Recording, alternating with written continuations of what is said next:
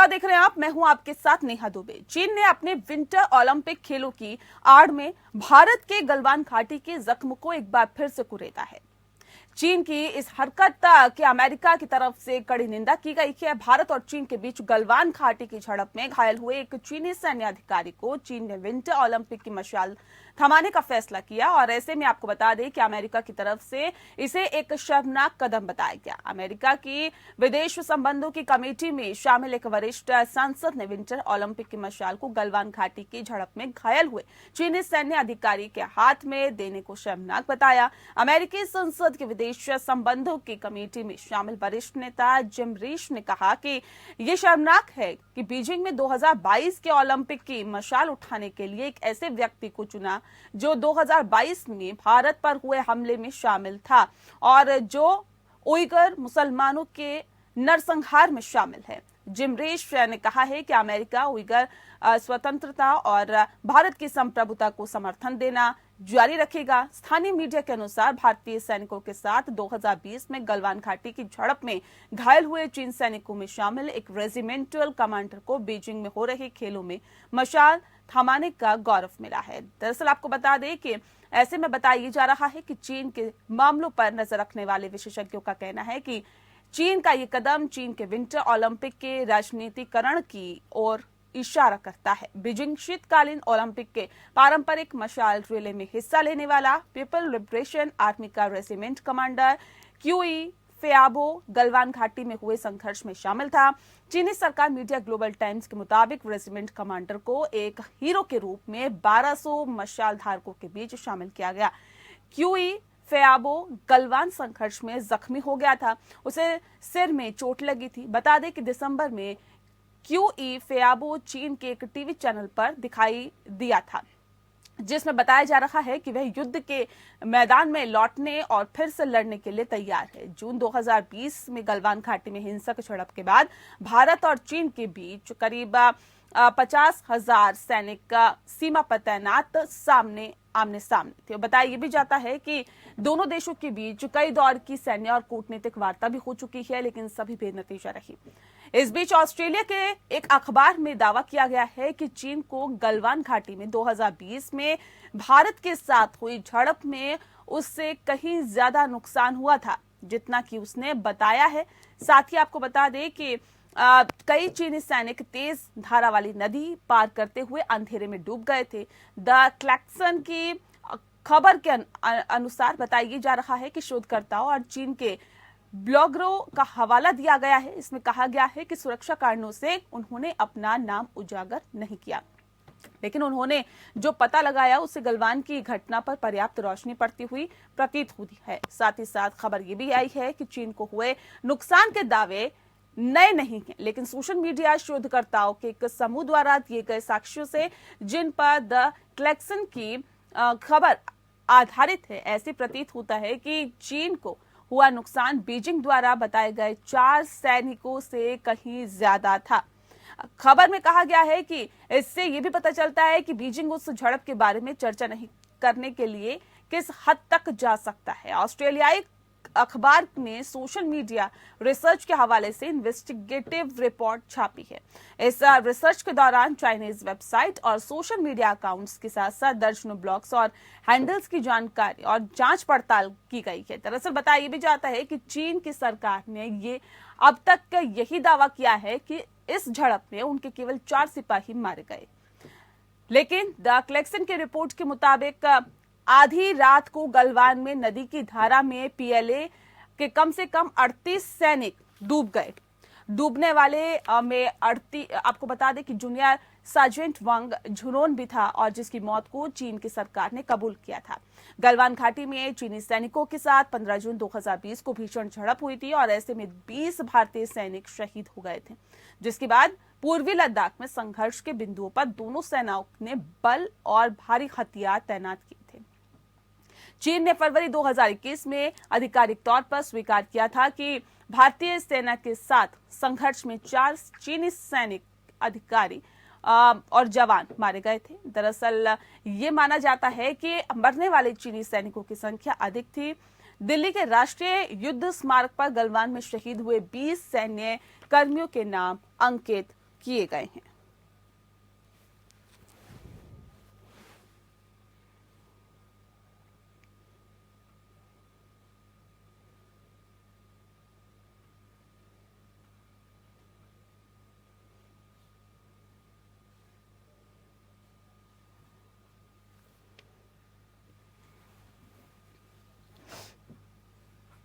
और चलिए आज इस विषय पे हम तफसील से चर्चा करेंगे। हमारे साथ खास मेहमान मौजूद है, उनसे आपका परिचय करा देते हैं। इस वक्त हमारे साथ दीपक बोरा जी हैं, जो कि एक्स डिप्लोमेट है। सर, बहुत स्वागत है आपका। साथ ही मेजर जनरल राजन कोचर जी हमारे साथ है, डिफेंस एक्सपर्ट है। सर, आपका भी बहुत स्वागत है। सबसे पहले मैं कोचर साहब आपसे ही इस पर रिएक्शन लेना चाहूंगी, क्योंकि क्या एक बार फिर से चीन की पोल खुल गई है क्या? जो ऑस्ट्रेलियन अखबार के हवाले से जो एक रिपोर्ट सामने आई है सर, वो एक बार फिर से कहीं ना कहीं चीन पर सवालिया निशान खड़े करता है, क्योंकि न सिर्फ एक बार बल्कि लगातार जो चीन झूठ बोलता आ रहा है, और ये वक्त वक्त पर कहीं ना कहीं खुलासे होते रहते हैं कि चीन कितना झूठ बोलता है, कब कब झूठ बोलता है, और क्या ये झूठ की एक और वानगी है क्या? नेहा जी, आपने दुरुस्त आकलन किया इस चीज का। आप अगर रशियन टैस एजेंसी की रिपोर्ट पे जाएंगे, जो 2020 में पब्लिश हुई थी, जिसमें इस रशियन एजेंसी ने बताया था कि पीएलए के 45 कैजुअल्टीज हुए। दूसरा, यूएस इंटेलिजेंस रिपोर्ट्स भी आई थी जिसमें सैटेलाइट्स का हवाला दिया था, जिसमें यूनाइटेड स्टेट्स ने बताया था कि चाइना के पीएलए के 40 से ऊपर कैजुअल्टीज हुई हैं। और जो हमारी इंटेलिजेंस रिपोर्ट्स थी, जो बैटल इंडिकेटर्स, जो एक आमने सामने की रिपोर्ट होती है, और जो हमारी फौज वहां पे डिप्लॉयड थी, उस रिपोर्ट से हमको ये इंफॉर्मेशन मिली थी कि गलवान इंसिडेंट के 24 घंटे के अंदर 40 से 45 हेलीकॉप्टर सॉर्टीज उस एरिया में देखी गई थी। और एक मिलिट्री इंडिकेशन इस सॉर्टीज का ये होता है, जब भी ये सॉर्टीज निकलती है, ये बेसिकली कैजुअल्टी इवैक्यूएशन के लिए निकलती है, बिकॉज और कुछ रीजन नहीं था वहां पे ये एयर मूवमेंट का, हेलीकॉप्टर्स का। तो ये सारे इंडिकेटर्स हमारे सामने थे, और आज क्लैक्सन की जो रिपोर्ट पब्लिक हुई है, वो इस चीज की पुष्टि कर रही है। और वो ये भी उसको बता रही है कि चाइना ने क्या क्या कोशिश करी थी इस इंफॉर्मेशन को दबाने के लिए। और जो जर्नलिस्ट जिसने ये इंफॉर्मेशन दी थी, नानजिंग, उसको न्यूज़पेपर से, इकोनॉमिक ऑब्जर्वर की रिपोर्ट है, उसको उस न्यूज़पेपर से निकाला गया था। और वजह इसको ये थी कि उसने चाइनीज लीडरशिप को क्वेश्चन किया था कि आप गलवान का सच सामने लाई। तो ये सारे इंडिकेटर्स, जैसे कि आपको मैंने अभी बताया, ये इस चीज के ऊपर जा रहे हैं कि पीएलए और चाइना चाहता नहीं था कि ये इंफॉर्मेशन लीक हो और उसको वर्ल्ड को एक्चुअली पता चले, बिकॉज वो एक सिक्योरिटी का जो माहौल अपने देश में फैला रखा है, रीजन पिंगने के सबसे बेहतर कोई फौज नहीं है इस दुनिया में। वो उसको नकाब उसको निकला है, और आज वर्ल्ड को एक और एजेंसी ने इसको सामने ये जो सच रखा है। बिल्कुल, ये सच तो सामने आ गया है दीपक जी, लेकिन अब सवाल इस बात को लेकर है, वोरा साहब, मैं आपसे समझना चाहूंगी, क्योंकि वक्त वक्त पर चीन इसे झुठलाता रहता है। सर, इससे पहले भी ये कहा गया कि गलवान घाटी में ज्यादा चीनी सैनिक मारे गए थे, लेकिन उसके बाद भी जो चीन की तरफ से रिएक्शन आता है वो एक अलग आता है, कहता है नहीं ऐसा कुछ नहीं हुआ। लेकिन अब सवाल इस बात को लेकर है सर, ऐसा क्यों? क्या वजह है? और अगर चीन का ज्यादा नुकसान हुआ गलवान घाटी में, तो क्या उसके बाद चीन ने अपनी रणनीति बदली है? पहला सवाल। और सर दूसरा सवाल मेरा यह है कि अगर चीन का ज्यादा नुकसान हुआ तो इंटरनेशनल लेवल पर क्या संदेश गया, भले ही चीन इसको झुटलाता हो? आभारी हूं आपका, आपने ये मौका दिया है आपके चैनल में शामिल होने का। आपसे हमेशा मैं सीखता हूं मिसेस दुबे, बहुत अच्छा लगता है जब आपसे बातचीत करता हूं। जनरल साहब हैं, उनकी नॉलेज तो बहुत कम लोग हैं जिनके पास उस लेवल का है। एक चीज महत्वपूर्ण है कि जो ऑस्ट्रेलिया की रिपोर्ट आई है, उन्होंने कोट किया है वेइबो, जो चाइनीज फेसबुक या ट्विटर कंबाइंड जो है, उसके आधार पर उन्होंने किया है। वहां का व्हाट्सएप है, सभी कुछ कंबाइंड है, और उसके पास 500 मिलियन यूजर्स हैं उनके, तो 500 मिलियन 600 मिलियन के आसपास। पहले उन्होंने इसका उपयोग। दूसरी चीज मैडम, मैं आपको बताना चाहता हूँ, आप देश की राजधानी में हैं, आप नेशनल वॉर मेमोरियल में गए हैं, जनरल साहब आप भी वहां गए हैं। हमारे पास वहां 26,000 भारत के बेटी बेटियां जो शहीद होते हैं अपनी माँ के लिए, जिसे हम माँ कहते हैं, उनके नाम है। मेरे परिवार का भी एक सदस्य है, 1965 की लड़ाई में वो जान दी थी भारत के लिए। नाम हम जोड़ के इस मेमोरियल। चीनियों के पास एक monument to the people's heroes in Tiananmen Square, कोई नाम नहीं है, कोई नंबर नहीं। वही जगह है जहाँ कई चाइनीज विद्यार्थियों को क्या नहीं है, PLA ने गोली मार के मार दिया। मैडम, आपने अभी जिक्र किया है कि चाइना झूठ बोलने से नहीं करता। ये झूठ नहीं है, this is truth with Chinese characteristics. सच्चाई है चाइना के कैरेक्टर, चाइना के फिलोसफी के अकॉर्डिंग ये बिल्कुल सच। अगर वो बोले जो चंद्रमा है वो मोम का बना हुआ है तो वो सच्चाई है, अगर बोले वो पनीर का बना है तो वो भी आपको मानना है। अब आपने जो गालवान से जो भागा था एक आपका सिपाही, उसको आपने टॉर्च बेरर बनाया है, तो किसने कहा है कि चाइना के पास डिप्लोमेटिक सेंसिटिविटी है या कुछ अकल है? एक आपका पड़ोसी देश है, वहाँ का प्रधानमंत्री एक फॉर्मर क्रिकेट खिलाड़ी है, तो वो वहाँ जा रहा है बीजिंग ओलंपिक्स की ओपनिंग के लिए, वहाँ से सीखेगा, और ये बहुत हार्डकोर इस्लामिक देश है, वहाँ जाके सीखेगा कि इस्लाम को किस तरह से दबाया जाता है। मैम, इतना आपसे कहना चाहता हूँ कि पिंगपोंग साहब को 8 महीने लगे थे झूठ बोलने में कि हमारे केवल 4 लोग मरे। उसके बाद एक अखबार ने कहा कि 4 नहीं 8 लोग मरे थे। माओ जेडोंग 62 की लड़ाई जो हमारी हुई थी चीन के साथ, उसने कभी नहीं स्वीकार किया, और 20 साल के बाद एक चाइनीज नेता ने कहा कि हमारे 2,500 लोग मारे गए थे। 43 साल हो चुके हैं वियतनाम के युद्ध से, अभी तक चीन ने नहीं बताया कि 30,000 उसके सिपाही मारे गए थे। तो जो कुछ ये अभी कर रहे हैं गालवान घाटी के बारे में, उसमें कोई मुझे हैरानगी नहीं है, क्योंकि ये चाइना नॉर्मली करता है, उनको दूसरा चीज कुछ समझ नहीं आता है। ये उनकी फितरत रही है। ये उनकी। अब सबसे महंगी चीनी फिल्म आपको बता दूं, जनरल साहब जरूर देखिएगा, उसका नाम है the battle of Lake Changjin. Communist party ने $200 मिलियन के लिए बनाई थी। कोरियन वॉर ऑफ 1950-1951, मेरे फादर साहब भी वहां थे, और उसमें बताया है किस तरह से चाइना ने पूरी दुनिया को हरा दिया था। ये नहीं बताया कि 2 लाख चीनी सोल्जर्स वहां पे मारे गए थे, और सबसे ज्यादा ग्रोसिंग पैसे कमाई इस फिल्म की होगी, मोर देन वुल्फ वॉरियर 2। और साउथ कोरिया ने कहा ये सब झूठ है, प्रोपेगेंडा, इसमें कतई भी सच्चाई नहीं है। तो कहने का ये मतलब है मैम कि जब उनको तकलीफ होती है वो कभी नहीं स्वीकार करेंगे, जब उनको हार होती है, उनकी पराजय होती है, कभी स्वीकार नहीं करेंगे। पिंगपोंग कोशिश करेगा, अच्छा हम हार गए, लेकिन हार का मतलब होता है हम जीत गए, तो सब चीनी ताली बजाएंगे, हाँ जी हार का मतलब होता है हम जीत गए। इस देश पर कौन भरोसा कर सकता है? बिल्कुल। तो हार स्वीकार करने से आखिर क्यों लगता है चाइना को डर, इस पे भी हम बात करेंगे। और ये संदेश अंतर्राष्ट्रीय लेवल पर आखिर किस तरह से गया कि चीन लगातार इस बात को झुठलाता रहता है कि उसकी कितनी हानि हुई है, गलवान में भारत से ज्यादा हानि उसकी हुई है। चीन एक बार फिर से उसका जो नकाब है वो उतर चुका है, और सभी के सामने आ गया है कि चीन लगातार झूठ बोलता जा रहा है। मैं एक बार फिर से रुक करती हूं दीपक वोरा जी का।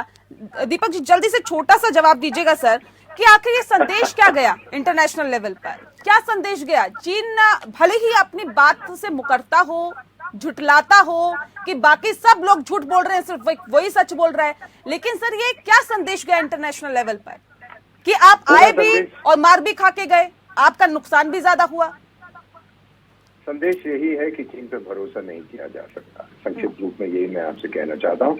चाइनीज सिपाही जो है वो एक अथॉरिटेरियन सिस्टम का नौकर है, जो उसको अच्छी तरह से दफना भी नहीं सकते, क्योंकि उन्हें डर है कि उनकी बेइज्जती हो जाएगी। मैम, उनका वन चाइल्ड सिस्टम जो था, इसका मतलब है कि हर चीनी सिपाही जो शहीद हुआ था, 2 ग्रीविंग पेरेंट्स और 4 रोते हुए ग्रैंड पेरेंट्स से। उनका एक फेस्टिवल होता है, किंगमिंग फेस्टिवल, जब बच्चे जाके अपने मम्मी डैडी या दादा दादी की जो कब्र है उसको साफ करते हैं। कोई नहीं रहा वो साफ करने के लिए। आपको पता है कि पिछले साल जब 9 चीनी इंजीनियर्स मारे गए थे पाकिस्तान में, चीन ने दबाव डाला, पाकिस्तान का पैसे नहीं है, फूटी कौड़ी नहीं है, लेकिन फिर भी उनसे $35 मिलियन लिए वो 9 चीनी जो मारे गए थे। पता नहीं उनको आगे बांटे कि नहीं, लेकिन जब उसके अपने सिपाही मरते हैं तो उनका नाम तक नहीं देता। एक ऐसा दुबला सिस्टम है, पूरी दुनिया ये समझ गई है। ठीक है कोचर साहब, अब सवाल इस बात को लेकर है सर कि भले कि चीन दुनिया से झूठ बोल रहा हो, लेकिन अपने आप तो जानता है कि हमारा कितना नुकसान हुआ है। और क्या उस गलवान घाटी की उस झड़प के बाद क्या आपको लगता है कि चीन ने अपनी रणनीति बदली है? वो आक्रामकता, भले ही जो तमाम तस्वीरें सामने आई, जो वीडियोस सामने आए, जो सैटेलाइट तस्वीरें सामने आई, वो बहुत कुछ बता रही है, लेकिन उसके बावजूद भी क्या वो आक्रामकता दिखती है LOC पर जो उससे पहले दिखाई दी थी? रणनीति बदली है क्या? नेहा जी, एक जो स्टेटमेंट एम्बेसडर साहब ने दिया है, वो उसको आपको बैकग्राउंड में लेके इस चीज को एनालाइज करना चाहिए। और वो है कि कैरेक्टर जो एक इंसान का है, एक डायनेस्टी का है, हान डायनेस्टी, और ये जो हम देखते आ रहे हैं, 1962 का उदाहरण दिया और वियतनाम वॉर का उदाहरण दिया है। तो ये चाइना के खाने के दांत और दिखाने के दांत अलग है। और जो अभी LAC में एग्रेसिव इंटेंट की आप बात कर रहे हैं, और अगर आप ये कुछ इंसिडेंट्स को अगर आप कनेक्ट करेंगे जो उनके बॉर्डर लॉ से लेके, और जो डेमचौक में टेंट्स उन लोगों ने वहां पे पिचअप किए हैं, और पेट्रोलिंग पॉइंट 15 और पेट्रोलिंग पॉइंट उसके जो आगे जो देपसांग का है, वहां पे हमारे पेट्रोल्स की मूवमेंट होने नहीं दे रहे हैं, और बफर जोन को जो वायलेट कर रहे हैं और वहां पे इंफ्रास्ट्रक्चर डेवलपमेंट कर रहे हैं। ये सारे इंडिकेशंस हैं कि चीन का जो रुख है उसमें कोई बदलाव नहीं है, और एक अपॉर्चुनिटी की ताक में है जो उसको अभी हमारी फौज वो अपॉर्चुनिटी उसको दे नहीं रही, क्योंकि हमारी फौज वहां पे आईबॉल टू आईबॉल डिप्लॉयड है, और जितने चीनी सैनिक हैं उतने हमारे सैनिक हैं। तो उसको एक मौका नहीं मिल रहा है कि उसको कहीं पर भी वो ऐसी हरकत कर सके। और चाइना का ये जो ओलंपिक्स, विंटर ओलंपिक्स का ये जो मूव है जी, और वोरा साहब ने भी इसको सही बताया, एक ओलंपिक्स एक पीस का संदेश होता है। जब भी ओलंपिक्स गेम होती है तो एक पीस का संदेश पूरे वर्ल्ड को जाता है, पर यहाँ पे एक पीस का संदेश चीन नहीं दे रहा है। अपना गलवान का जो बंदा है उसको क्या ये शो करने की कोशिश कर रहा है, ये एक वर्ल्ड को उसको दिखाने की कोशिश कर रहा है कि आपकी जो भी इंफॉर्मेशन हो गलवान के बारे में कि हमारे इतने कैजुअलिटीज हुए, पर हम वहां पे विजयी हुए हैं, और इसीलिए हम अपना जो ये गलवान का जो हीरो है हम आपके सामने पेश कर रहे हैं। अभी वर्ल्ड को ये चीजों का कोई फर्क नहीं पड़ रहा, बिकॉज चाइना का जो असली रंग है वो पूरे वर्ल्ड को ऑलरेडी सामने आ चुका है। कोविड से स्टार्ट होते हुए जो फैलाया गया है और इसको वुहान से इसको शुरू हुआ है, और जो उसका जो साइंटिस्ट है उसको मरवाया गया है, और इस तरीके की इंफॉर्मेशन WHO के पास है। बट अनफॉर्चुनेटली WHO चाइना के दबाव में आ चुका है और इसीलिए वो कोई कार्रवाई चाइना के अगेंस्ट नहीं कर रहा है। तो जो आपका जो सवाल था कि वो एग्रेसिव इंटेंट चाइना में, वो इंटेंट वो अभी भी है, पर उसको मौका नहीं मिल रहा है उस इंटेंट को अंजाम लाने का। बिल्कुल ठीक है। वोरा साहब, एक सवाल मेरा छोटा सा आपसे है, क्योंकि मैं कार्यक्रम के आखिरी पड़ाव में हूँ।